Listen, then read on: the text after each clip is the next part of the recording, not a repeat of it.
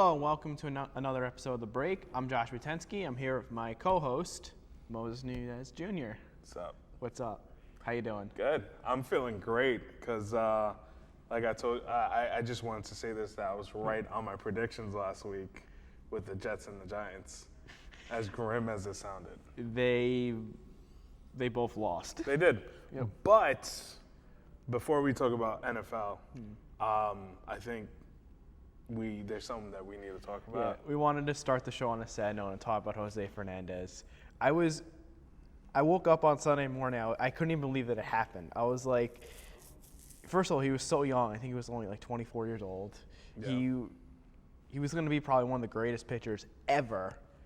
And, of course, he got into a boating accident and passed away. Well, yeah. I mean, it's sad to say that the police report, they were saying how, like, his alcohol content, there was alcohol in the system, which is very unfortunate.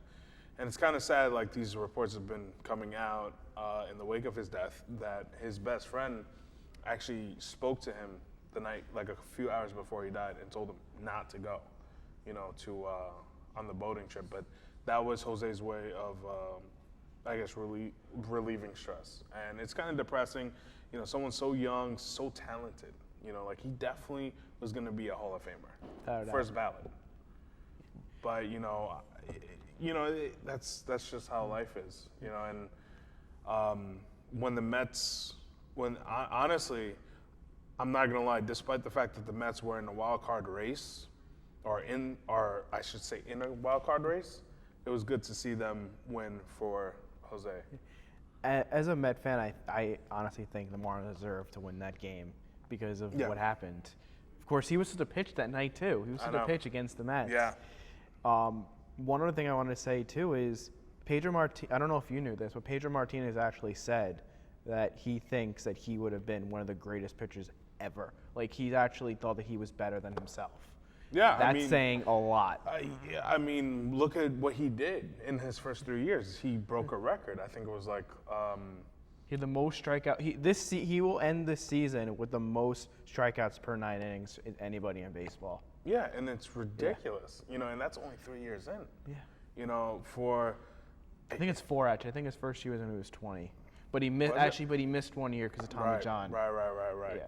Okay, but like in the 3 years that he's actually been pitching professionally, he's accomplished so much. And honestly, I'm not saying that the Marlins would have won another ring, but had they worked on their bats, they would have had at least a great game whenever he was on the mound.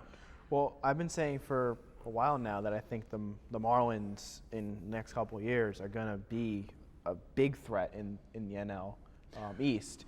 With Jose Fernandez, though, I think they're still a good team, but that does set them back a little bit. Yeah, it does. But like, the thing is, the Marlins, they're a young team. They're a great team. And when I mean young, I also mean in franchise history and also in talent. They already won. They've been around since what? The early 90s? Early 90s. They've already got 2 rings, 2 World Series trophies. So that's a feat that, like, there are even some people, Chicago, that have won the title in a long time. So it's just a case of bad management on the Marlins end. So it's sad to see him go, but I mean, may he rest in peace. He'll be missed. I mean, I think he'll still go down as one of the best pitchers, even if he only pitched a few seasons. I think, yeah. But I mean, talking about baseball, playoffs, of course, start next week. Exactly. Season ends on Sunday. You have some predictions? Yeah. I honestly think, and I don't know if the Mets. No, the Mets have to win. The Mets haven't clinched yet, but they haven't. But they're on. I think it's either 1 or 2 games. Okay. Yeah. I think they're gonna take the wild card spot. I know Boston just clinched. Yes. And honestly, I'm kind of predicting a Cubs versus anyone in the AL. It may be Cubs, Red Sox, World Series. I could see that. I mean, that would be a really, really interesting World Series. It would. It would You have- probably go in 7 too. I mean, I don't really like both of these teams, to be honest with you. I don't either, But I'd probably root for the Cubs. Yeah, How can you? The way I look at it, as much as I hate the Cubs, how can you root against them? yeah. I mean, the Cubs. It's been over 100 years since they won a World Series. The last time they actually won a World Series, no one in this world was alive. Yeah. Like, film just came out. TV hasn't even been thought of. Like, it's amazing to think what was going on the last time they actually won a World Series. There's no footage of the last time I know, the it's kinda Cubs were in the depressing. World Series. Talk about the saddest story ever told. Yeah, but I think this is their year. I don't think the Royals, I think it was just a one-trick pony. I don't think the Royals are going to go as far as they did. Two. They won it. Oh, I hate that they won it last year. Let's not talk I'm talking about about that. this team. I'm not talking about the team in the 80s. No, I was talking about the Royals. Yeah. Oh, whoops. Sorry. I forgot about the Royals so much. All right. But, yeah, I think that they're not going to repeat. The Royals, I don't even think they're making the playoffs this year. They're probably not. No. They fell off. Yeah. Tremendously. And the Cubs, they already won over 100 games. I think they're at 101 now. Yeah. With three or four games left to play. Yeah. And remember, in any sport, it's the team that gets the hottest during the latter stages of the season that wins it all. Yeah. So just because they have 100 wins, it doesn't mean they're going to win. Well, yeah, but they still have to have that fire that they have now. They have to keep it going because once it's out, they're done. I mean, I might be a little biased just because I'm a Mets fan, but I think the Mets are pretty hot right now. They are because of the signings with Jose Reyes. Yeah. You know. And Jay Bruce is finally I know, hitting. I know, but like that was like so out of nowhere. Like we signed Jay Bruce. I'm like, woo, we got a slugger. Strike out, strike out, strike out, strike out. Pop out, pop out, pop out. One single, 6 strikeouts, and then he's on a tear. Speaking of Mets, what do you think of Matt Harvey? You know, we've never really discussed this personally, you and I, about his, you know, I would say fall from grace. I think he just, to be honest with you, I mean, maybe this is the Met fan in me, but I just think that he had a tough year. You know, I think he was pitching injured for most of the year, and it hurt him, you know? Yeah, but I mean, for him to come back, do the Tommy John surgery, and then just out of nowhere, like start simmering down. You know, like he was lights out, and then he was nowhere to be found. He was like playing hide and go seek with the Mets during the World Series and most of the playoffs. We'll have to see next year, honestly. Well, this year. Well, no, next year. I'm talking about You're 2017. Right. And you know what pisses me off? What? Zach Wheeler hasn't even been back yet, and they were projecting him to come back in July. We are now at the end of September. All right, but we still have Cologne and No, Thor. he's not Cologne. He's Big Sexy. Okay. He's Big Sexy. So we'll call them back. We have Big Sexy, and we have Thor, and then we have Seth Lugo. DeGrom is hurt. Yeah, but he's coming DeGrom's back. out for the year. You serious? He's out for the year? I thought he was only out for a few. No, he's out for the year. Oh, you got to be kidding me. DeGrom and Mats are both out for the year. Well, Mats is always hurt. Mats was hurt when we signed him. He pitched one game. Oh, my arm hurts. I'm done for 2 weeks. Don't talk about Steve that way. I'm sorry. What, Ward Melville? But anyway, moving on with the... Back to the football stuff. Back to the football stuff. I just want to say, like, how bad were the Jets last week? They were horrible. Like, it was so sad. Like, they were making so many calls, and against the Jets. And normally, as a sports fanatic as I am, I would say, oh, they called against the Jets because they don't like the Jets. No, this week they actually called against them for the right reasons. Excuse me. And they lost 24-3. 24-3 after putting on a clinic against the Bills the following week.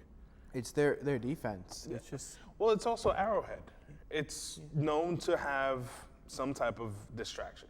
Like you go in there, you're gonna have a 12th man.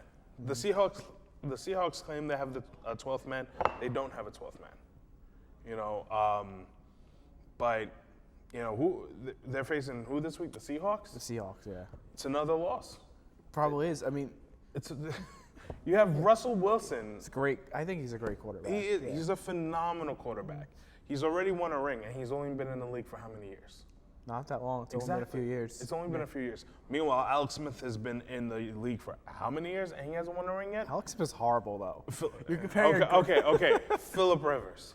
Phillip Rivers. That's a good. Yeah. He's a great quarterback. Never can get to the Super Bowl. Tony Romo, as much as I hate the Cowboys, great quarterback. Never won a ring. Donovan McNabb, for some Eagles fans, great quarterback, can never produce. They went to the Super Bowl once with him, and they had the little crybaby T.O. You know, but the thing with the Seahawks is that they are known to come back.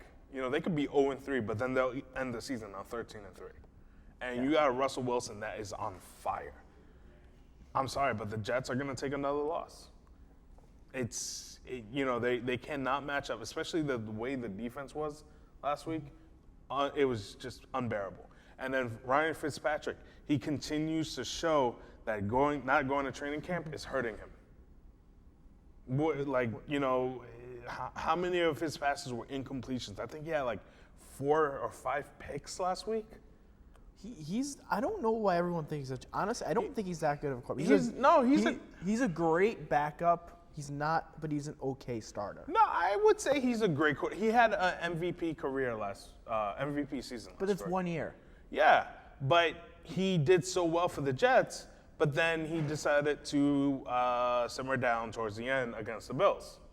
You know, he's not a elite quarterback, but he is a great one. I wouldn't compare him to Eli Manning or... Well, Eli Manning's elite. Exactly. Yeah. Oh, he's above elite. You know, so... I mean, at this point in his career, I think he's not... Yeah. But he's definitely still at that elite. I wouldn't consider him above elite. Now... Maybe a couple years ago. What's your predictions with the Giants? I mean, I think they have a chance. I mean, Vikings, I know the Vikings are 3-0. And not only that, but they are in Minnesota. And, it's really cold there. It's really cold there. But, I mean, the Giants play in cold weather. Yeah, but New York to Minnesota is like Florida to Arizona. That's true. Or like, I don't know. No, it's like Florida versus like on top of the equator. Like that's pretty much the analogy that you're giving me. But the Vikings are hot right now. They're good, but I don't know. I think the Giants have a chance. Even though they lost yesterday. Well, yeah, I mean like last week. Mm-hmm. Their offense is good. Their defense was really bad. Yeah.